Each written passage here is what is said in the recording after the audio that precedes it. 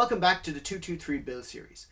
In a previous episode we squared up the action inside this stock, so it's now sitting plumb and square with a nice float on the barrel, and it's not having any issues with pressure on the bipod within normal shooting tolerances. So what the next thing I have to look at on this guy is a proper cheek weld.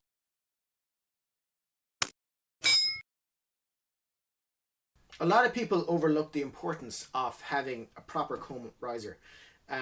Since I started shooting this, I've gone from, I think it was a jacket, a couple of socks, to a stock pack with a little bit of foam under it, and now I'm on a comb riser, a KDEX comb riser. Now I require quite a bit, even with this sitting on medium burst XTR mounts on a 20mm rail. I need an extra inch on the back to get a proper line of sight through the scope. Everyone's different. I know my cheek risers are quite high compared to some people's, but for me, I need an inch. Some people might need more than an inch, some people are less. But the important part is that you need to have it set to yourself. It doesn't matter how everyone else shoots your rifle. But if you lie down on that cheek rest and you have to use any pressure, any muscles to hold your head up, to keep it to the side, to line it up properly, that's not going to be properly conducive to taking great shots every time. You have to let the gun do all the work, and if you're holding your head up or trying to hold the angle of your head right, it's not going to work. You might get one or two good shots, but your head won't be the same every single time. You want to be lying on this like you're almost falling asleep. You want to have the weight of your head on there, and you don't want to be using your neck muscles or any other muscles, shoulders or anything like that, to hold your head that position. That way you're guaranteed to be looking through the scope the same way every time without having to adjust it. And especially if you're doing dusk or nighttime shooting, if you don't have an illuminated reticle or you don't use them, having a cheek riser that you just put your head there, you know you're going to be looking straight down the center of that scope, you'll find your reticle every single time. That's one of the little bonuses of having a proper cheek rest, what a lot of people don't realize. But a proper cheek rise is very important, especially if you have a lower tier scope. Something, if you're looking under $300, you definitely have to have one. 300 to, let's say, 500, it's important. 500 up, it starts to get less important because the internals of the scope and the way that the parallax works is better. Now every scope is different. I know that the parallax on these Falcons is pretty damn good. It's gotten better in their M18 line. The parallax on something like a Night Force Beast, an attack, or a Vortex Razor is completely precise. You're not going to be wrong, but you do have to set it correctly. On lower tier scopes, you'll find it harder to get a perfect parallax. You might find that when you're bobbing your head to get the crosshair to sit still, it might not get there perfectly, or it might not be focused correctly with the diopter. It require a lot more work. That's where a cheek rest comes in. Ideally, when you're looking through the scope, and you can do this with the cheaper tier scopes as well, when you're behind that scope, you want to pull your head back and you want to get an equal amount of scope shadow just around the outside, just back from where your cheek would be comfortable, so that when you slide your head forwards on the same plane, that shadow that's equal all the way around the scope will disappear off into the corners of the optic, but you know you're going to be looking through the center. If you pull your head back and you're looking and you're seeing no shadow on the bottom and a bit more on the top, you're probably sitting a little bit too low. You got to come up. Same thing left and right. You want to be behind that, so there's no easy to define difference in scope shadow, top, bottom, left and right. You want a straight black ring all the way around. Shoot your head forwards a little bit. That'll all disappear and you're looking perfectly square through the middle. If it's any other way, your parallax is going to be working a little bit harder just to get everything properly aligned, and you'll spend more time getting your parallax set perfectly. But if you have it that you're looking straight through your scope, you can set your parallax faster, and you're not going to have to worry so much about it, especially if you're taking a shot that you only have a couple of seconds to do. It's out of focus, you grab your parallax wheel, you twist it just so it's perfect. If you're lined up correctly, you're going to be lined up with your parallax. You're not going to have the room to be off center. So that's why having a proper comb is extremely important, especially for fast shooting, for hunting, and for target shooting at long distances, where a little nudge of your head will make inches of difference down at 1,000, 800, 700. You'll really start noticing the differences after 500. Up to 500, not a whole lot. I mean, if you're shooting at an animal, and a lot of people won't shoot at animals past 500. A lot of people won't shoot at animals past 100. But I'm talking about the physics of it. You're not going to make much of a difference on your impact point 300 to 400. You will start seeing it at 500, a lot more at 6. But it's very important to be looking square down your scope. So this is what I got. This is a Southwest Precision comb riser, cheek riser, K-Dex, cheek rest, whatever you call it. There's a million different names. But it is an adjustable comb height device, if you want to call it. It's held on by 2 bolts here and here that are screwed straight through the stock. I'll put up a video here of how I drilled it. I used a drill press, but it is a very simple procedure. What you do is you get some painter's tape, wrap it around the stock. This will make it nice and sticky, so the K-Dex will hold on to it, so you can get your correct comb height. As I was saying, you want it to be straight down the middle with nice scope shadow all around. You move forwards, the scope shadow disappears. That means you're correctly lined up. Then you just take your cheek away without moving and make sure it looks good. Put your cheek back, looks good.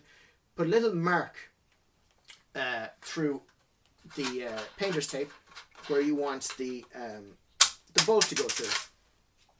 So it'd just be inside here. You put a little mark here, put a little mark back behind, and you take your drill or your drill press, whatever way you want to do it, as long as it's going to be plumb and square all the way through, and you drill it straight through. In this case, this Bell & Carlson, the outside is a hard fiberglass, the inside is some kind of polymer. There's a gap and then it reverses itself. Nice strong drill bit. Now, in the case of these Southwest Precision, they do come with a pretty decent drill bit that looks like it'll be able to handle aluminium. If there is a support back there, I don't think it'll have any issues with it. As long as you take your time and align your drill that you're going to go straight through and come out at the same point on the far side. Now, it is K-Dex, it is slightly flexible, so you're not going to need surgical precision on this. But if you come out within a quarter of an inch of where you are on the far side, it's still going to line up perfectly. Now, I chose this guy just because I knew a shooter that introduced me to these particular K-Dex risers, and initially I remarked how solid these things were, because I wasn't sure. I've never dealt with K-Dex before, and I know they come in different grades, different thicknesses. But his one was set up just like this with the closed cell foam on top and the K-Dex riser, and it is extremely solid, except for I didn't tighten it. It is extremely solid on there. It's not going to flex. When your cheek's on there, it feels like you're sitting behind an AX chassis or something that has a solid cheek rest. It really does feel the part. They're not expensive. Most of these things I think are like $30 to $60. You can get them on eBay, but you really need to get a brand name.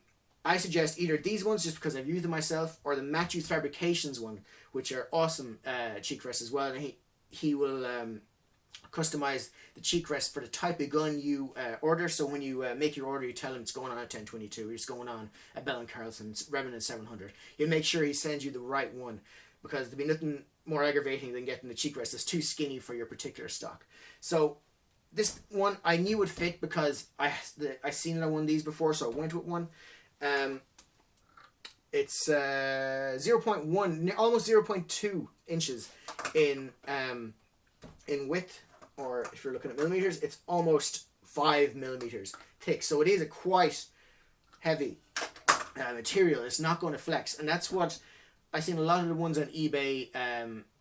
It's quite light stuff that is used. Now I don't know if they're designed for airsoft type things or not, but this is a proper one. It's solid, just like the Matthews Fabrications one. You're not going to get let down by one of these guys. They're, as I said, solid. They're not particularly heavy. The overall weight won't add anything to your rifle that'll make any meaningful difference, but it will add accuracy, because you will shoot straight through that scope every single time. And if you have a medium or lower tier scope, it'll greatly increase your accuracy just by looking straight through the center of that scope and not having to fiddle with your parallax as often, other than to get your focus as close as you can. You don't need to be sitting there and bobbing your head every single time, because it will help you look straight through the middle of the scope. And if you look through the same point in the scope every time, you're going to get the same point of impact every time. You're not going to shift it, which is really one thing that you really need when you're shooting. You don't want any variables, and this takes away that variable. It gives the gun one less thing to worry about. Let the gun do its job and let the cheek rest take the muscle pressure off it, and you'll relax behind it. You'll shoot much, much better. So what we're going to do next is, now that we have this nice cheek rest on, we're going to go and take some zeroing shots. Now, this particular scope was sitting on a 6.5 Creedmoor for the last, 3 months. So it's not zero to my 223. We're going to go out over the next couple of days. We're going to get a quick zero, and we're going to see how it goes. I have a funny feeling this is going to be shooting, hopefully, one hole, a little bit bigger. And you have to remember that overall, this is still a factory Remington with minus a couple of DIYs. The bedding job, the cheek riser, the nice tier 1 Picatinny rail. It's hopefully going to be a nice little shooter. And then after we go down that line, I'm probably going to chop a little bit off the barrel, just because it's not going to be a long ranger for me. If you loaded at home for this, you can get 223 55 grain 1 and 12 twists out to 1,000. There's better things for the job, but there's nothing saying that it can't be done. Myself and my friends have done it. A lot of people on YouTube have done it. It's nicer if you have a faster twist, like a 7. You can shoot the 70 grains and such out there with much more consistency in the wind or any variables than you're going to shoot a 55 grain and a 1 and 12. But what I'm going to end up doing is I'm going to chop this back, and it's going to get this suppressor mounted to it. This is the Wildcat Evo suppressor, and it's going to be mounted wherever the barrel ends up being, about 20 inches. Because, as I said, it's not going to be a long range rifle. So we're going to have a nice short varmint rifle and a little bit of a training rifle. Because the best thing about 223 is it's accurate and it's cheap to shoot. So thanks for watching. If you want to get notified of any more uploads or to follow any of these build series, please subscribe. It'll help me out. It'll help the channel out. And it's nice to see my work growing over the years. So thanks to all my current subscribers and anyone who does subscribe. In the next 2 or 3 videos, we'll be running a couple of giveaways. And again, thanks for watching, and I'll see you guys next time.